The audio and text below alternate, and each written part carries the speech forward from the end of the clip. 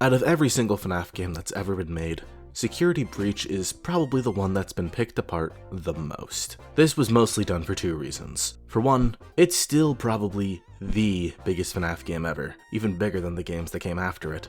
And the second reason is because the game is a complete train wreck. I'm not just talking about the glitchy gameplay. That's its own can of worms that, to my knowledge, Steelwool has at least tried to rectify. No, I'm talking about the game's narrative. Because in terms of story, as I'm sure you all know by now, Security Breach is not what it was supposed to be. This is due to two main reasons. The public health crisis we all faced in 2020, making it harder for teams at Steelwool to communicate with each other, and the fact that Scott Cawthon was already terrible at communicating with the developers when it came to the story. Evident by the fact that we had to go through a boss fight in this game against an animatronic that was never even supposed to move. And so, needless to say, it's hard to understand what this game was meant to be, compared to what it actually is. Because of this, a few of the things that we hear about in this game have slipped through the cracks. There's an entire storyline that Security Breach introduces us to that we just never picked back up. Maybe that's because it was never meant to be there, and Steelwool just added it in, thinking that it was Scott's intention.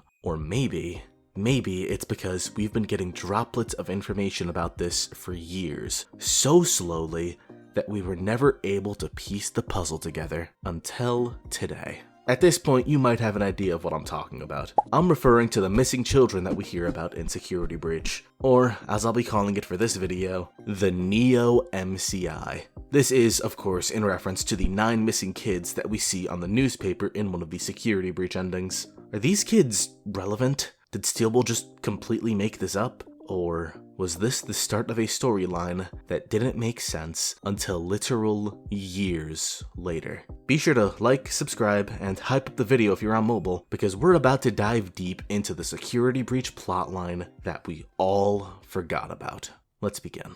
Like I said, this theory is based off of something that is directly shown to us and stated. Toward the end of the game, when Gregory finally gets the chance to leave the Pizzaplex, he and Glamrock Freddy have a small conversation with each other, where the two of them say this.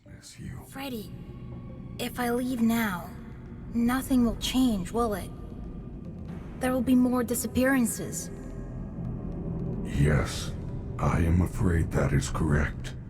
At this point, you can choose for Gregory to leave the Pizzaplex or stay and try to fix things. And if you choose to leave, you get a comic strip ending of Gregory running away before ending up in an alley and clutching onto a newspaper for warmth that says, "Missing. Local residents continue to disappear." And that's it. This never gets brought up again, which is probably the reason behind theorists never really talking about this in the years since Security Breach's release. But this still feels important. People, especially children, going missing definitely isn't some one-off plot point that's never meant to be brought up again, especially when you look at Ruin. In Ruin, specifically the AR world, you can hear the sound of children screaming when you get close to the caution bots. And if you get close to these bots and deactivate them, a variable in the game gets increased. A variable called, and I'm being dead serious here, Child Souls Collected. That is obnoxiously on the nose for the series. So we have to ask, why? Why are children's souls present in the Pizzaplex, in the robots that we can find throughout the building? And does it apply to more than just the caution bots? What is Fazbear Entertainment up to? Well, we can start to find some of the answers for that in the newest game in the franchise, Secret of the Mimic. It's all but confirmed that Fazbear Entertainment is still using Edwin's tech in the modern era of FNaF, especially when you look at the Glamrock endos that we can find in the Pizzaplex. Despite all of the Glamrock animatronics being a variety of different shapes and sizes, they all seem to share the same model of endoskeleton. We never really questioned this when Security Breach first came out because who cares? There was already so much going on inside of this game, surely that detail wasn't important. But I actually think that it is important now, and that we need to care. Because we actually have an answer for how all of the Glamrock animatronics can share an endoskeleton, despite the differences in appearance. The Mimic. The Mimic is Edwin's most important creation, built on the idea of it being able to fit into any costume and play any character.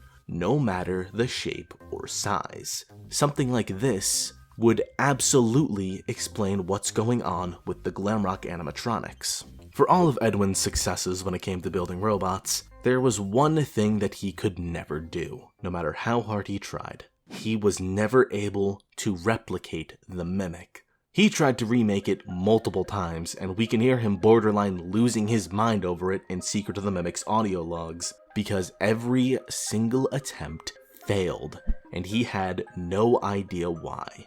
But we know why, because the Mimic was haunted. The Mimic endoskeleton being haunted is the reason that it was able to work the way that it did. It was the difference between the original and all of the replicas he tried to make. And unfortunately for Edwin, he had no way of knowing that spirits could possess machines. But Fazbear Entertainment definitely knows that.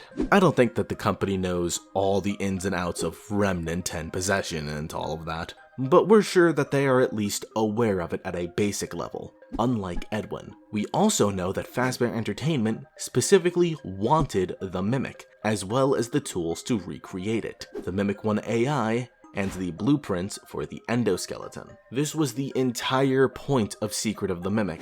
It's why Arnold was sent there in the first place. We know that the company was able to get their hands on the AI at the very least, so it stands to reason that they were able to get the blueprints as well, especially if I'm right about Fazburger, and all future Fazbear locations were built upon the same land that MCM used to be on. This would mean that Fazbear Entertainment has access to everything from both Edwin Murray and William Afton. They have Edwin's old technology and the AI that he created, as well as William Afton's research into the soul and how it affected machines. And, as I'm sure you're all aware, Fazbear Entertainment is the exact kind of company that would use this knowledge for some of the most horrible crimes that you can imagine, including, but not limited to, kidnapping and killing children.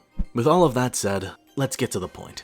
I believe that the children that were kidnapped and killed by this point in the timeline were made to possess the Glamrock endos so that they could work more effectively, just like what happened with David and the Mimic. Before you say that this sounds outlandish, it's worth noting that this is actually something we've seen before in one of the interactive novels. Generally speaking, I don't like using any of the books as main evidence, even interactive novels like The Week Before that most people seem to use as fully canon, but I think that using them as supporting evidence to establish patterns is totally fair game. Scott has a history of repetition between the mediums that he tells his stories in, after all. The interactive novel in question, where we see something similar happening, is VIP. In this story, we have an AI that is actively optimizing its methods of luring children away from adults and kidnapping them. There's also a room that has multiple dead children's bodies inside of it, so at the very least, we have a story where Fazbear Entertainment is actively killing children by the time of the Pizzaplex being open for business. Like I said, this is supporting evidence rather than main evidence, but I think that it's interesting enough to bring up regardless. Moving on from that, the next thing that I'd like to touch on is how. Not as in how they're kidnapping and killing the kids, though we'll talk about the kidnapping in just a minute. I'm talking about how they're getting the endoskeletons to work once the children have been killed and caused to possess them. I think that we can actually see where this happens in the endo warehouse, which looks oddly like a daycare. As you'd expect, this is an area where you can see a lot of Glamrock endos, and in addition to that, we can see a lot of pictures that seem to be showing the endoskeletons how they're meant to operate and how to interact with others. We also see something like this happening in a Help Wanted 2 minigame, where we literally match pictures to teach a Glamrock endo how it's meant to behave. The fact that this is happening through pictures and drawings is familiar. Throughout just about every single form of FNaF media, drawings are the main way that dead children are shown to communicate with people that are alive, and vice versa. We can see this happening with Jason in the Silver Eyes, the MCI kids in the Fourth Closet, and the MCI kids again in the first FNaF movie. This isn't some one-off thing, it's a very common pattern throughout this franchise, and I don't think that it's a coincidence that we can see the same thing in the area that I'm already speculating to be filled with the spirits of dead children. Speaking of things that I'm sure aren't a coincidence in the endo warehouse, something else that we see littered throughout the area is imagery of Moon. There are murals of him on the walls, he's on all of the TVs, and there's even a Moon plushie in the room where you get the security badge that you need from this area. For some reason, Moon is very important to the Endo warehouse, and I think that I know exactly why. Because he's the one that's actually kidnapping children in Security Breach. Moon is very clearly not acting the way that he's meant to be acting. In addition to this, kids seem to be terrified of him. There's a message in the game talking about how a child is literally terrified of sleeping because of Moon. He's very clearly doing something, and he's not the only one. Because, funnily enough, I think that Sun is also involved in the kidnappings. Not because he's hostile or anything, but because he's obsessive. When we encounter him in Security Breach, he literally hovers over Gregory and tries to not let him leave, inviting him to a slumber party and to stay up all night. In short, he's programmed to try and keep children around until nighttime, when Moon takes over. Sun seems to be afraid of Moon. Or, more accurately, he seems to be terrified of becoming Moon. He sounds completely distraught when you turn the lights off in the Superstar daycare. Almost like he knows what's happening. Like he knows what Moon is doing when he loses control of himself, and that he's trying to prevent it. But, unfortunately for Sun, he can't prevent it. Because in the Pizzaplex, Moon comes out on an hourly basis at night. We are almost out of time. We need to get to a recharge station immediately. Every hour the power is diverted to the recharge stations. When that happens, the lights go out. And when that happens, the daycare attendant is free to roam the building. It will find you. I believe that this tells us the full story of what's happening to children in the Pizzaplex. When they go to the Superstar daycare, they're coerced into having a sleepover with Sun. And when they have the sleepover, eventually the power gets diverted to the recharge stations. The lights go out, and Moon begins to roam the building. He chases after children, and when he finds them, he kidnaps them, and then they're done. One thing to note is that Freddy seems terrified of this happening to Gregory. Gregory is regularly in danger from the rest of the Glamrock animatronics, but he still calls all of them his friends, and gets worried at the thought of them being in any danger. But Moon? He does not consider Moon a friend whatsoever. He sounds like he's absolutely terrified of him. Keep that in the back of your mind, we're gonna touch on it again in a little bit. So, in summary so far, we know that children are going missing around the Pizzaplex, and we know that Fazbear Entertainment has a long history with missing children being killed and possessing robots. We know of an area that is filled with endoskeletons that are being taught like they're children, with Moon imagery scattered throughout it. We know that Sun convinces kids to stay over for sleepovers, and that Moon is let out on an hourly basis past midnight. So, the theory is that Moon is the one that's actually kidnapping the children, which leads to their death and a remnant-based possession of the Glamrock endoskeletons. So, on that note, let's actually talk about Remnant for a little bit, and its place in the Pizzaplex. Fun fact, if you're watching this video, there's a good chance that you don't actually know how Remnant works. This is because, despite it being something that every single FNaF theorist has brought up before, nobody is entirely sure how it works. We have our theories and our educated guesses, sure, but we don't actually know anything for sure. Thankfully, I have a pretty good idea of how it works now. I'm not going to go into a full breakdown of it because we would be here for a long time, so I'm gonna paraphrase a little bit. My editor made a full video on the topic though, so go check that out after this if you want the full thing. Essentially, it's this. Remnant is the energy that allows a spirit to possess an object, and the amount of Remnant present determines just how sentient someone's spirit is post-possession. So, what determines how much Remnant is formed? Simple. Emotional bonds. It's kind of like positive energy. The stronger a bond the spirit has with something, the stronger the possession will be. For example, 3 of the most sentient animatronics we have in this series are Baby, the Marionette, and Springtrap. All 3 of these characters are haunted by someone that had an emotional bond with their respective animatronic before their death, and so they have more sentience. If you'd like a book-based example of this, look at Jake's possession of the Simon doll, and by proxy the Stitch Wraith from Fazbear Frights. Now, let's compare these examples to animatronics with significantly weaker emotional bonds. The core 4 of Freddy, Bonnie, Chica, and Foxy. The difference is immediately apparent. None of those children's spirits ever shine through, because they didn't have nearly as strong of a bond. There's still some remnant there, sure, but it's decidedly less than what we can see with the other examples. This is all scratching the surface, of course. That doesn't even begin to explain agony and how that works. So, again, if you want the complete breakdown of how everything works, go check out the video linked in the iCard. So, now that we have a basic understanding of how Remnant works, let's start talking about how it's affecting everything that's in the Pizzaplex, starting off with how it affects the Glamrocks. We'll be using Freddy as our primary example, as he's the one that we spend by far the most amount of time with. As you'd expect, Freddy is the star of the show, the poster child of the entire company at this point in time. So it stands to reason that, compared to the rest of the Glamrocks, there are more children who had a strong emotional bond with him. As such, it makes sense that he seems to be more sentient than the rest of the animatronics. But in his case, he has another thing going for him when it comes to his sentience: the disconnect. Gregory, I will notify the main office. Connection error.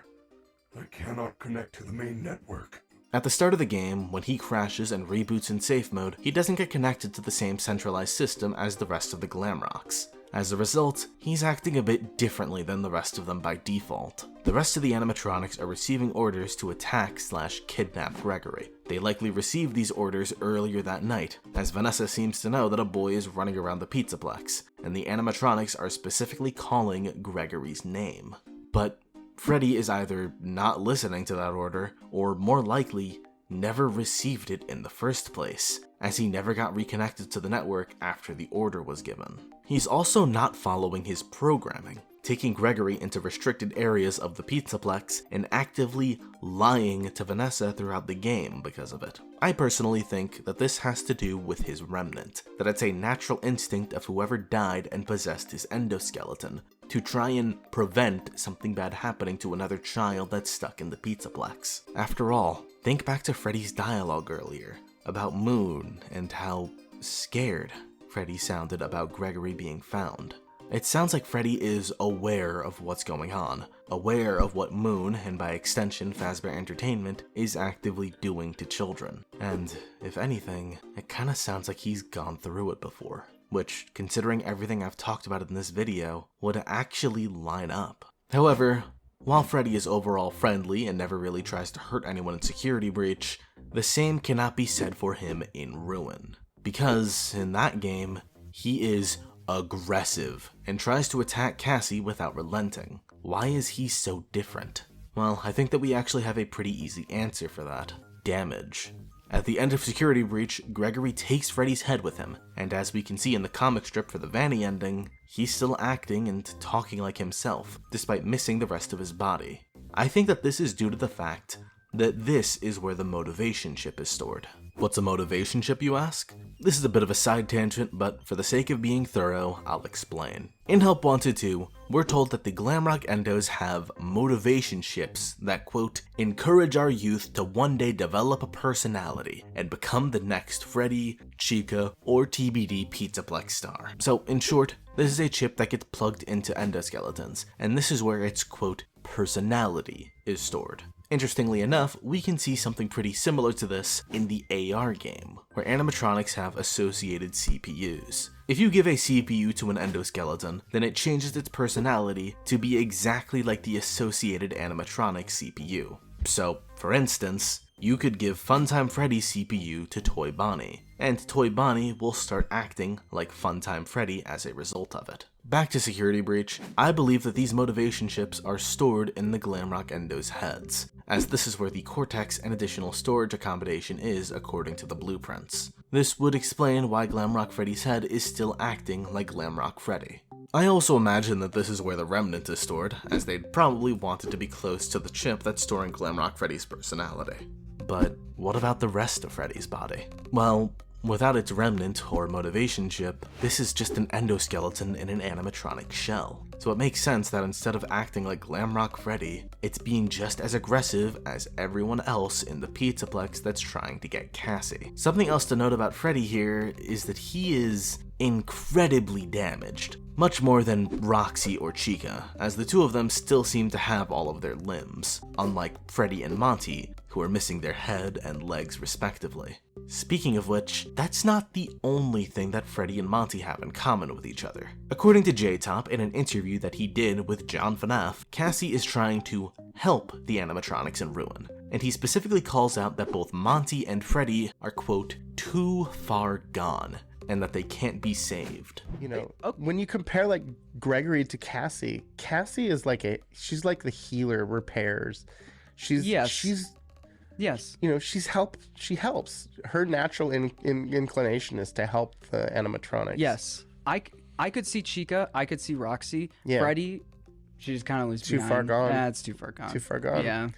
But Monty? Too far. So that doesn't really Yeah, help. Monty's too far gone. But But Chica and Roxy, she's able to. Right. I can only assume that this is due to how much damage the two of them took between the events of Security Breach and Ruin, but it makes me wonder if Monty also lost some use of his motivation chip / remnant. Let's move on from those two though, and talk about Roxy and Chica for a moment. Like I said, these two aren't nearly as damaged as Freddy and Monty are, and in addition to this, they can be saved by Cassie, according to J-Top's logic from the interview that he did. So, how does Cassie save the two of them? Well, for Chica, I think that's pretty simple. Cassie can give her back her voice box. When she does this, Chica just lets Cassie live. Usually for these animatronics, it's on site, but here, Chica kinda just lets Cassie be. It kinda reminds me of the week before. On the night where Ralph repairs Bonnie, Bonnie can reach Ralph's office and he'll just leave. I think that the remnant, the soul inside of these machines, is reacting to this act of kindness. And then we have Roxy. As I'm sure you can imagine, Roxy is a much, much deeper case, considering the personal bond that she and Cassie have had since before the events of Ruin take place. When you first meet Roxy in this game, she doesn't recognize who Cassie is because, well, she has no eyes. Because she lost her eyes, she is aggressively hunting after Gregory. I think that this is a mix of her programming and her remnant. She's already being commanded to chase after Gregory through her programming, and since Gregory destroyed her eyes, her spirit is fueling that command even further. So, when she catches Cassie, she's immediately under the assumption that it's Gregory and starts yelling about it. But the second that she hears Cassie's voice, she lets go of her and immediately apologizes. This is a very clear sign that Roxy is still sentient. Sentient enough to remember the bond that she formed with Cassie, and feel guilt for almost hurting her. This leads to the next time that we see Roxy, where she's trapped under a forklift. And in this scene, Cassie plugs the phase wrench directly into her, which she does to Moon earlier in the game. And interestingly enough, it's also eerily similar to what Arnold does to Mimic during one of the endings in Secret of the Mimic, where he does the same thing with the data diver.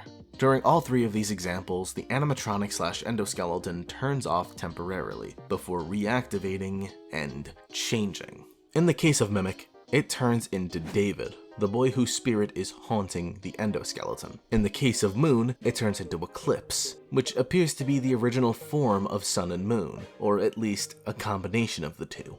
So, what about Roxy? Well, at first glance, Roxy doesn't seem to go through any change at all. We don't see Roxy reactivate, not right away at least, but she shows back up at the end of the game, where she literally sacrifices herself to save Cassie. Self-sacrifice is, quite literally, the most human thing that anyone has ever done in this entire series. So, what gives? Well, I think that the same thing is happening in all three of these instances. I think that we're force restarting their systems, which reverts them back to whatever they used to be. I'm not sure if Sun and Moon were ever haunted by anyone, but when they get plugged by the phase wrench, they become what they originally were, Eclipse. When it happens to Mimic, well, Mimic was originally nothing. The entire purpose of Mimic was that it learned from everything that it saw, so by completely resetting it, it had nothing to fall back to, leaving only the remnant from David. Mimic became David here.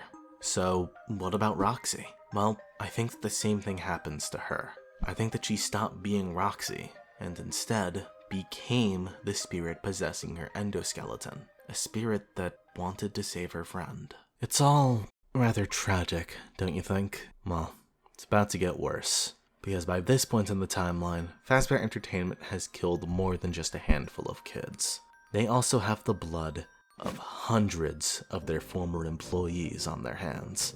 That's hardly even an exaggeration. The kill count for this company has expanded drastically. So with that, let's talk about the staff bots now, which I also believe to be haunted. To start, we're going to talk about the propaganda being spread throughout the Pizzaplex. If you look around at Security Breach, and I believe even in other Steelwool games, you can find various different posters talking about how humans are inferior workers compared to machines. And as a result of this, Fazbear Entertainment is literally replacing human workers with staff bots. This starts out with the night shift, as we can find a message in Security Breach talking about how all nighttime hours are being taken from human workers and being given to the staff bots that don't have families to go home to or wages that need to be paid. Factoring all of this in, I think it's safe to say that the higher-ups at the Pizzaplex wouldn't want to stop at the nighttime shift. They would want to use the staff bots to completely replace their workers. And judging by the lack of humans that we've literally ever seen in the Pizzaplex, save for Vanessa, who we all know is inherently different, I think that they ultimately went through with this. We can find more evidence of this in some of the messages from Security Breach. Messages that are referring to an all-staff meeting.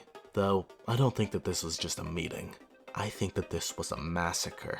In the Pizzaplex, we can find something that looks like a meeting room, but it's been completely trashed. I think that this is where the workers were all fired, and after they were fired, I think that they were all killed. Why do I think this? Well, for one, we've established that animatronics work better with Remnant. This was one of the bigger takeaways from Secret of the Mimic, and the Pizzaplex is using the same technology. But more than that, it's because we've seen Fazbear Entertainment do this before, to the player character of Help Wanted 2, who is probably Cassie's dad, but I've never actually looked into this topic myself, so I'm not going to refer to them by any name or title. By collecting all of the Fazforce figures that you can find in Help Wanted 2, you get an ending, where your player character literally gets jumped by the Nightmare staff bots. The screen cuts to black, and the next thing you know, you're in the body of the mask bot from Ruin, giving Cassie her Vanny mask before dying. This is a clear-cut example of exactly what I think happened at the all-staff meeting, only on a bit of a smaller scale. I think that, ultimately, all of the human workers, apart from Vanessa, at the time of the Pizzaplex were killed and turned into staff bots. And by the time of Ruin, we can see the effects that the sentience has had on them. There's some weird environmental storytelling going on in Ruin, specifically in the Fazerblast area, which implies that there was a bit of a power struggle between the staff bots for sources of energy. We can see a lot of them reaching out or grabbing onto any sources of electricity that they can find, and it even looks like some of them were fighting each other for it. It's almost like, by the end of the road, they all feared their deaths. They still had that raw human instinct to fight for their survival, despite being trapped in an animatronic shell for however long it's been. Honestly, when you think about it, it's kinda terrifying. And so, that is the theory. The theory that everything at the Pizzaplex is fueled by Remnant, either from kidnapped children that had no idea what they were in for, or adults that were just trying to get by. And using those souls, combined with the technology developed by Edwin Murray and the research conducted by William Afton, Fazbear Entertainment made the Mega Pizzaplex, a testament to the depravity of the company. This has been Neo MCI. Thanks for watching. This is my first time doing a proper deep dive into a Steelwool era game, and honestly, I thought I'd dislike it a lot more. I still tend to prefer the older games most of the time, but this was interesting. I enjoyed learning about the part of the timeline that I'm infinitely less knowledgeable about. I even learned a little bit about the AR game. If you enjoyed the video, be sure to like, comment, subscribe, and hit the hype button for me a few times. Next up, circus babies. Unless I find something else really interesting to talk about first. Take it easy.